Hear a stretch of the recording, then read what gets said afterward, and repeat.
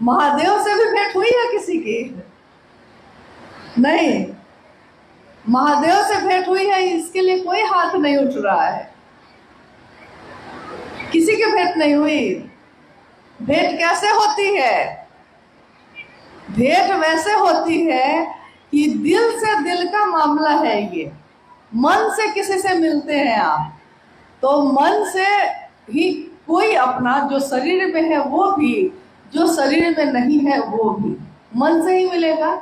महादेव से भी आप मन से ही मिले हैं।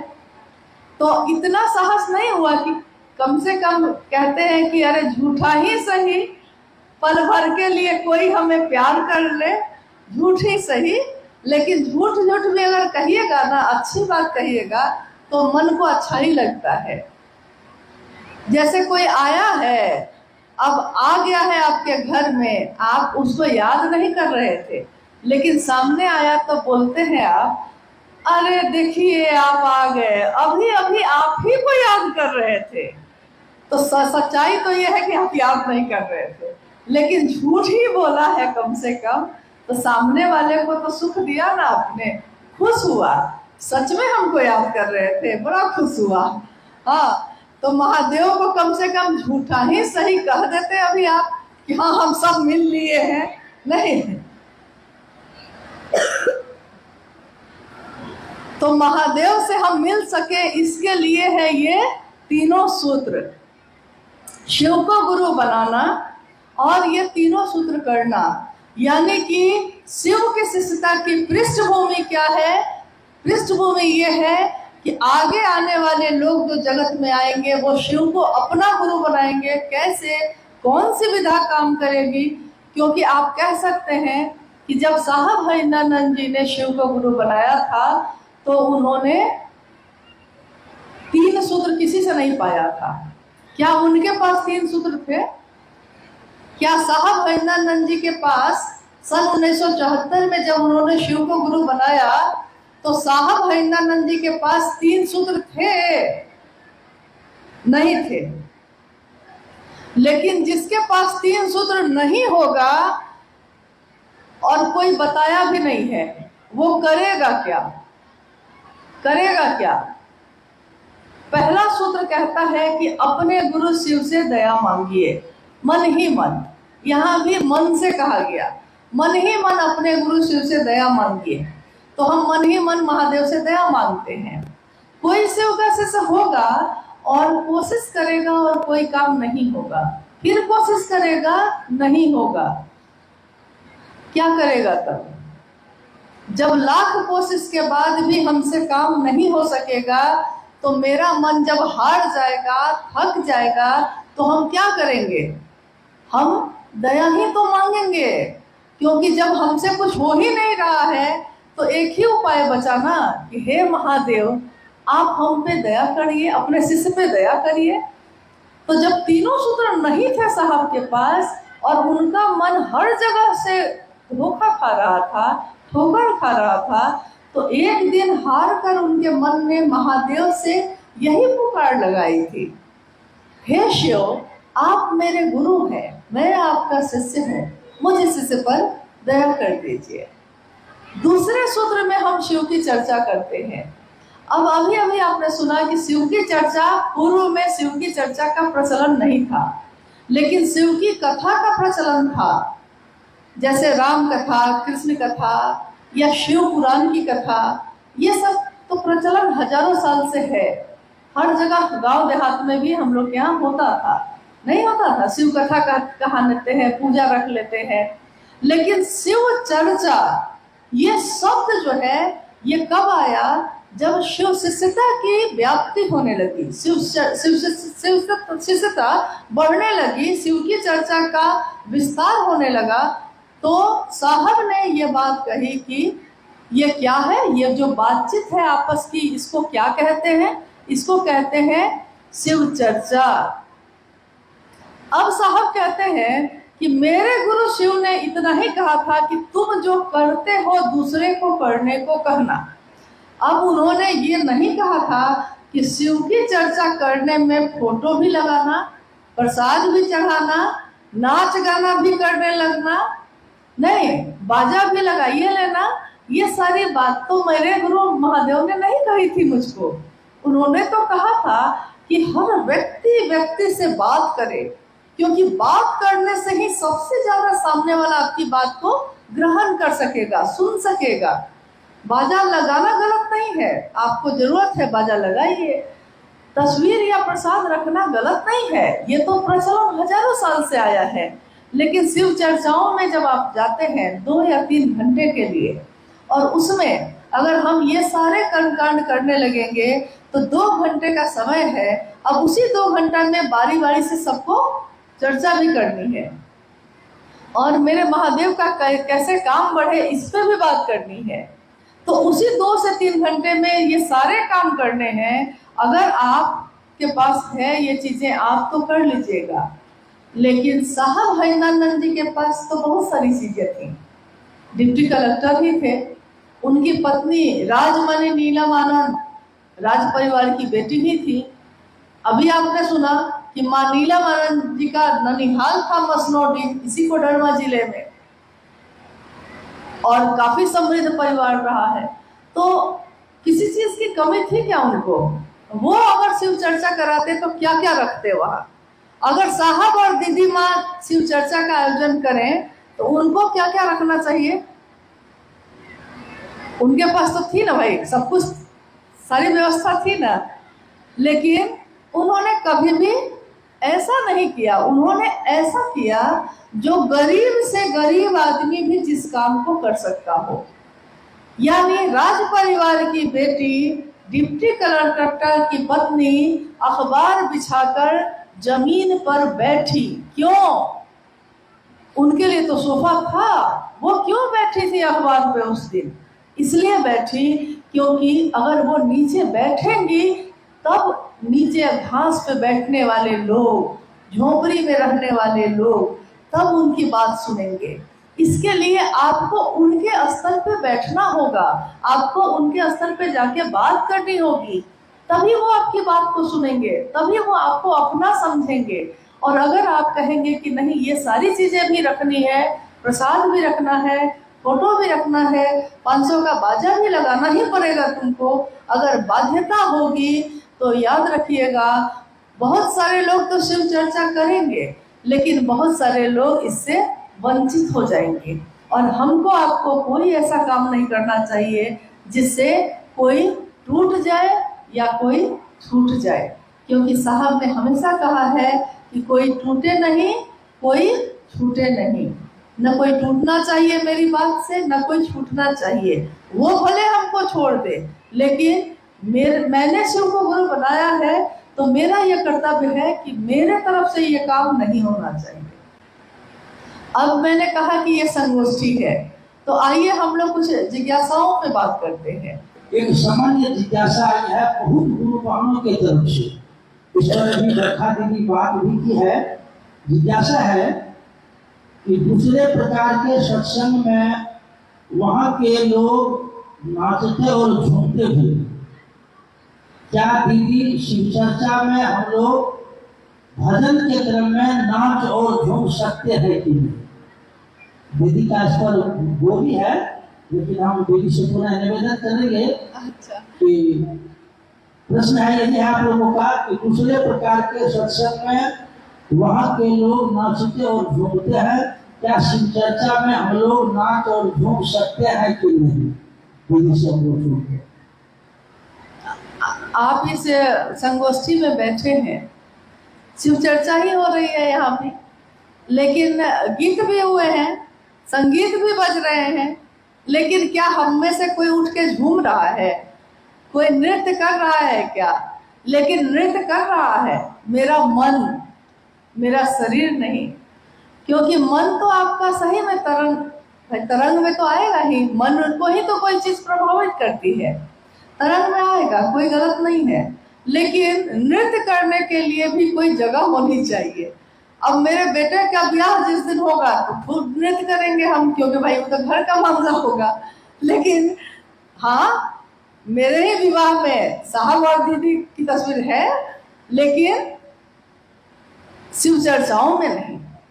शिव चर्चाओं की अपनी एक गरिमा है, एक मर्यादा है। क्योंकि अभी अभी मैंने कहा कि दो गुरु भाई, एक गुरु भाई ने हाथ उठाया कि माँ नीलम आनंद जी से वो शरीर में मिले हैं। अब ये दो आदमी पे कितनी बड़ी जिम्मेदारी है ये बताने की कि ये नीलम आनंद जी थी कौन। क्योंकि जो ये बताएंगे उसी से ना आप जानिएगा कि नीलम आनंद जी कौन थी। ठीक वैसे ही समाज में, समष्टि में उतरा हुआ व्यक्ति अगर दिल में, अगर अपने हृदय में शिव की शिष्यता को धारण करके नहीं उतरेगा तो समाज में जो भी संदेश आप दीजिएगा समाज को वही समझ में आएगा। क्या शिव चर्चा नाच और गान है तो आप ही उत्तर दीजिए कि है। क्या शिव की चर्चा करना नाचना और गाना है, ऑर्केस्ट्रा है ये, तमाशा है ये? नहीं। क्योंकि साहब की चर्चाओं में भी आपने सुना होगा कि चढ़ के सूली पे मंसूर बोला। मंसूर एक फकीर थे जो कहते थे खुदा है। तो वहां के जो राजा थे, बादशाह थे, उसने कहा कि मैं खुद खुदा हूं। मंसूर ने कहा कि नहीं, तुम नहीं हो। तो बादशाह को गुस्सा आया और उसने कहा कि सारे लोग मेरी पूजा करेंगे कि मैं खुदा हूं, लेकिन एक अकेला मंसूर जो है मानने को तैयार नहीं था। और जो ऐसा करता था उसको फांसी की सजा होती थी, सूली पे चढ़ा दिया जाता था। तो उस दिन क्या हुआ कि बादशाह ने उसको सजा दी, सूली पे चढ़ा दिया गया, यानी फांसी के फंदे पे सरेआम सबके बीच फांसी के फंदे पे चढ़ा दिया गया उनको। और चढ़ते चढ़ते मंसूर ने कहा कि इश्क है ये। चढ़ के सूली पे मंसूर बोला कि इश्क है ये, तमाशा नहीं है। शिव की चर्चा मोहब्बत है, महादेव से प्रेम है, इश्क है, तमाशा नहीं है। तो मेरे आपके हाथ में है कि हम शिव की चर्चा का क्या रूप समाज में रखना चाहते हैं।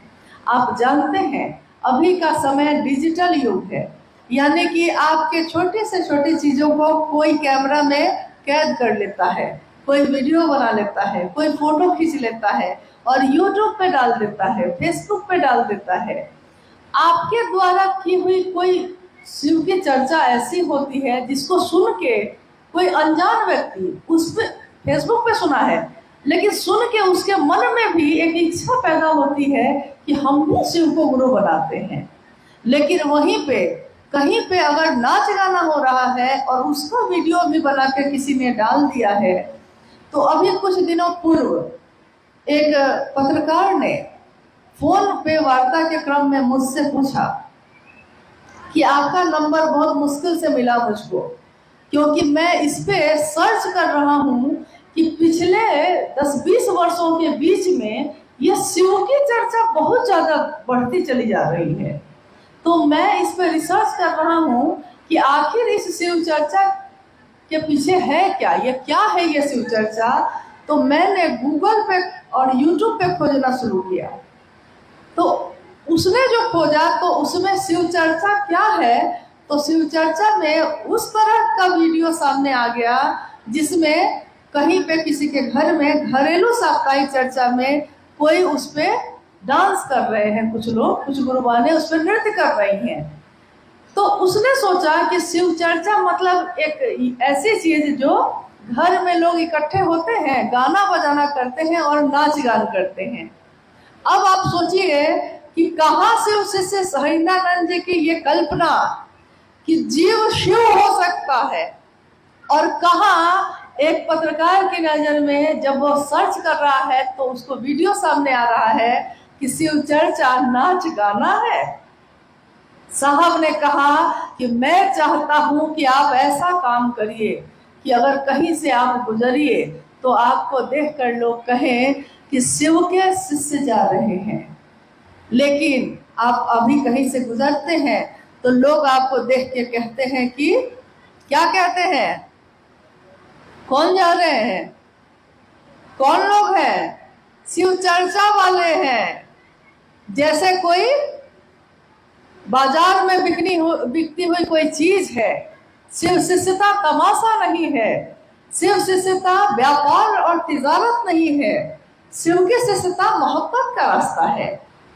तो वैसे ही अगर शिव चर्चा में कोई ऐसा करता है, आपका कर्तव्य है कि आप उसको जाकर समझाइए कि आपको ये सब करना है अपने घर में करिए, जो करना है आपको अपने घर में करिए, आपकी इच्छा है, लेकिन शिव की चर्चा में इस तरह की चीजों से बचिए।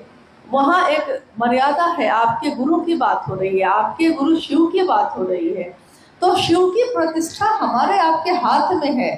लोग देखकर कहेंगे कि शिव शिष्य ये करते हैं, तो बहुत सारे लोग तो अपने घर की बेटी को, अपने घर की अपनी पत्नी को, अपनी माँ को, अपने भाई को शिव चर्चाओं में नहीं भेजना चाहेंगे। कोई भेजना चाहेगा ऐसे जगह पे? नहीं भेजना चाहेगा।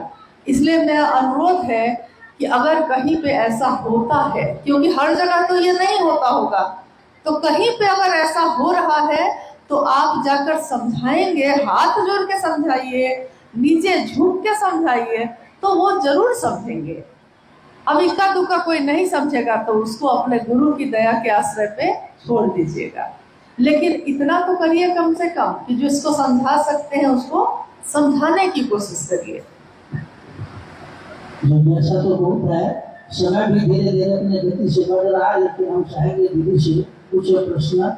बहुत सारे लोगों की जिज्ञासा आई कि शिव की शिष्यता क्रांति नहीं है, जागरण है। कृपया दीदी समझाने का कष्ट है। शिव की शिष्यता क्रांति नहीं है, एक जागरण है। साहब श्री ने ईश्वर को कहा है, दीदी से लोग सुनना चाहते। देखिए, उसी शिष्यानुभूति किताब में एक पंक्ति है कि शिव की शिष्यता क्रांति नहीं, एक जागरण है व्यक्ति के आध्यात्मिक एवं मानसिक तल का। आध्यात्मिक यानी जो ईश्वर की तरफ चलने का रास्ता दिखाए, मानसिक यानी जो मेरे मन में चलता है लगातार। मन क्या है? तो मन विचार को पैदा करने की मशीन है, एक अदृश्य मशीन, दिखाई नहीं देती, लेकिन जो दिखाई नहीं दे रहा है वो हमको आपको नचाए हुए है, यानी दिखाई कहीं नहीं दे रहा है, लेकिन मन, आप कहते हैं कि मन दुखी है, आप कहते हैं कि मेरा मन आज बहुत खुश है, यानी कि वो मन अगर दुखी है तो आपका शरीर भी ठीक है, अगर मन सुखी है तो शरीर ठीक है, मन दुखी है तो शरीर भी शिथिल है, यानी कि वो मन आपको नचाए हुए है। आज मन को ये अच्छा लग रहा है, आज मेरा मन ये करने का नहीं है, मन आपको घुमाए हुए है। तो मन के जागरण का, उसी मन में जागरण की विधा है शिव की शिष्यता। क्रांति का अर्थ होता है कि कोई एक चीज है और दूसरी चीज आप बदल के ले आए हैं। जैसा आपने सुना होगा कि अंग्रेजों का जब शासन था तो देश में क्रांति हुई। किस लिए हुई थी? क्रांति हुए, आंदोलन हुआ। किस लिए? कि अभी जो अंग्रेजों की सत्ता है वो बदलना है, उसको हटाना है और भारत के लोगों को ले आना है। यही ना क्रांति का अर्थ, यही है कि एक जो शासन है उसको बदल के दूसरे को ले आना। लेकिन शिव की शिष्यता तो ये नहीं है, शिव की शिष्यता तो शुरू से है। तो शिव की शिष्यता जागरण है, यानी कि वो शिव जो मेरे आपके अंतर में सोया है उसको जगाने का काम करना है। यह शिव की शिष्यता उसको जगाती है। अब आप ये सोचिए कि पहले हमारा ही मन था, किसी से कोई मतलब नहीं रखता था, लेकिन जब से शिव चर्चाओं में जाने लगे हम लोग, तब से कोई अनजान आदमी के हाथ में भी कंगन दिख जाता है तो मेरा मन तुरंत उसकी तरफ आकर्षित होता है।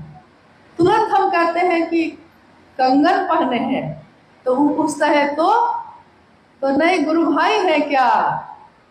देखिए, तुरंत हमारे मन का भाव बदला है, सिर्फ वो कंगन देख के ही बदल गया। या शिव चर्चा में किसी को देखा आपने? जागरण है इस बात का कि महादेव जैसा है वैसा ही ना अपने शिष्य को बनाएंगे। गुरु अपने जैसा ही अपने शिष्य को बनाते हैं। शिव भी गुरु होंगे तो अपने शिष्य को कैसा बनाएंगे? अपने जैसा बनाएंगे। तो अपने जैसा बनाना यानी जीव से शिव बना देना, इसके लिए हम ये तीनों सूत्र जब करते हैं तो हमारे मन में धीरे धीरे परिवर्तन होने लगता है। शिव से दया मांगना, शिव की चर्चा करना, शिव को प्रणाम करना, हम करते बस यही 3 काम है। देखने में बहुत आसान लगता है ये कि इसमें क्या है, हम तो ये काम कभी भी कर सकते हैं। लेकिन जो चीज़ देखने में आसान लग रही है वो आसान होती नहीं है। दया मांगना बहुत कठिन है।